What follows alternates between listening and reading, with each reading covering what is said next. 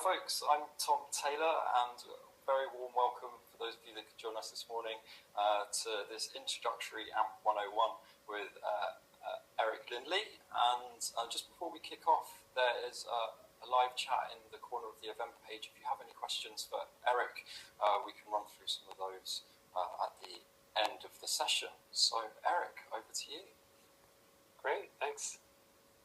All right, so let me get my screen up here to present.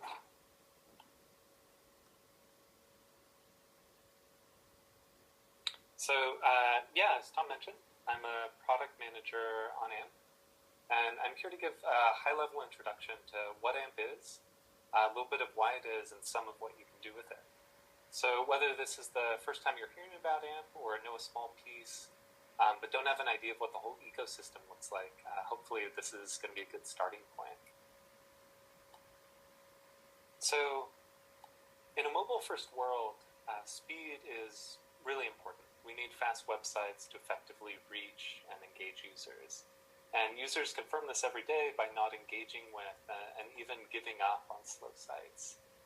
And despite over half of users abandoning slow sites, over 75% of sites on mobile take 10 or more seconds to load on a 3G connection, and significantly longer on non-3G connections.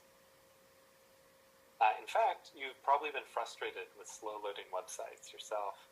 And on top of that, they often use obtrusive ads that block you from doing what you came to do on a site. Or they're totally unresponsive when you first load them.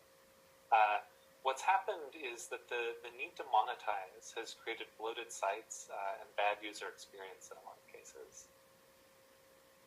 And it's not just this trade-off of monetization versus performance. Creating a fast, functional, and beautiful mobile site often takes a lot of effort and constant updates. It's not always easy to do all the things you need to do to make your site performant. All of these are why the AMP project was started. It's meant to help publishers and other webmasters and developers create fast web experiences that are straightforward to create and to manage. It's essentially a turnkey solution to having a performance site with good UX. And by publishing in the AMP format, your pages are going to be fast, and they'll also avoid many of the big user experience pitfalls. And the idea is that you can do all this while retaining your ability to style the page and also retain the look and feel of your brand.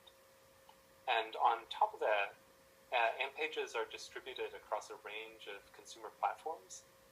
This includes Bing, Google, Twitter, LinkedIn, Medium, Pinterest, and more.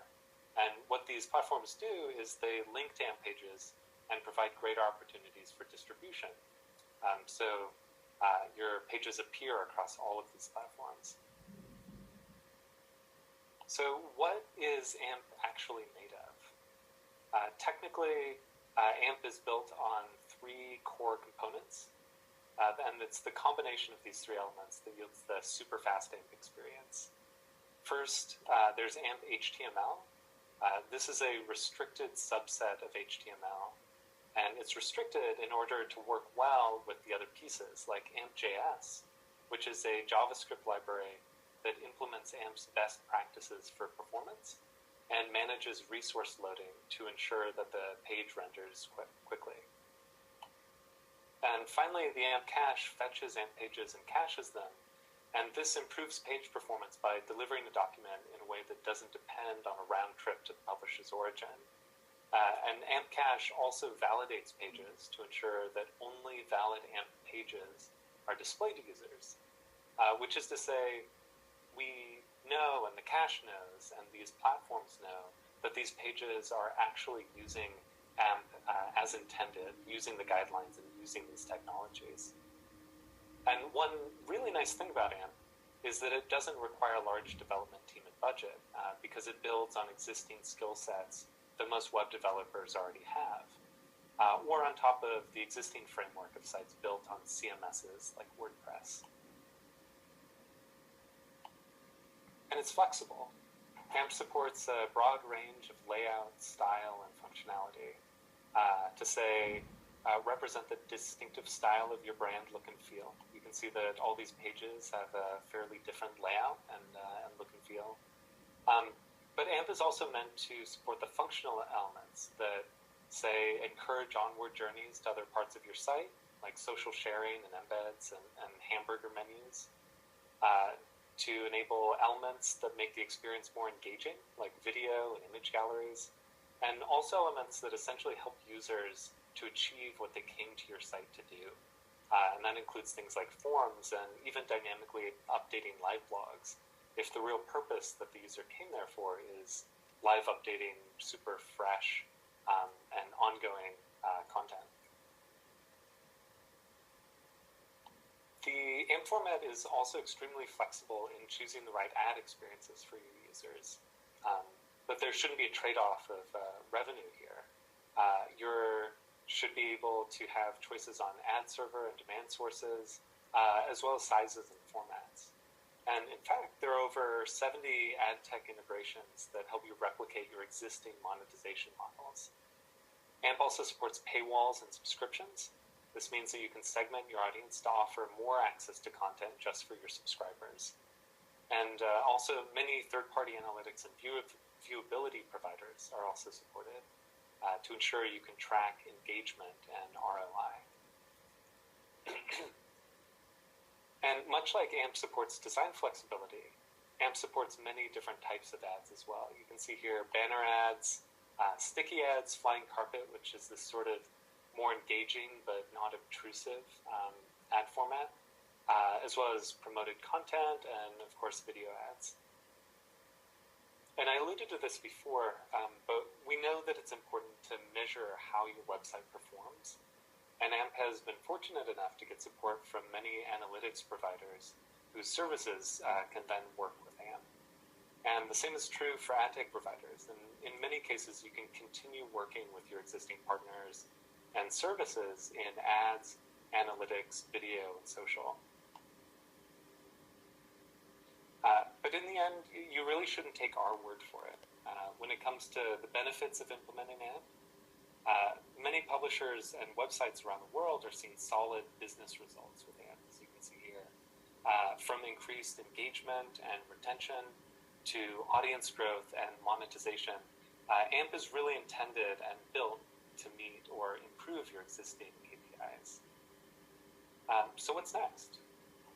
Well, depending on your current process, publishing AMP pages could be as simple as installing a plugin compatible with your content management system, or CMS, to automatically create AMP pages for you. Or it could be adjusting your templates to generate AMP pages directly. There are how-tos and complete documentation for AMP, and those are located in on the project's website, ampproject.org. You can dive in there to help guide more custom applications. And the AMP community is growing. A growing third-party ecosystem provides support for AMP pages, including CMS, audio and video media support, and analytics. And we're seeing lots of engagement from the community with questions and feature requests. And honestly, we love hearing from users in this way. We want to hear what your needs are and what's missing, or even what you like in AMP. So, yeah, thanks for listening, and welcome to AMP. I'm going to pass this back to Tomo, Tom, and see if we have any questions that we can help answer. Thank you so much, Eric. That was really great.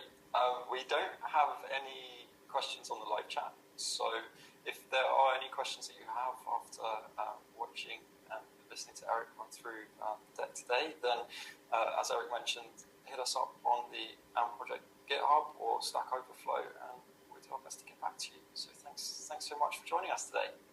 Yeah, definitely. Thank you. Thanks, Eric. Bye, everyone.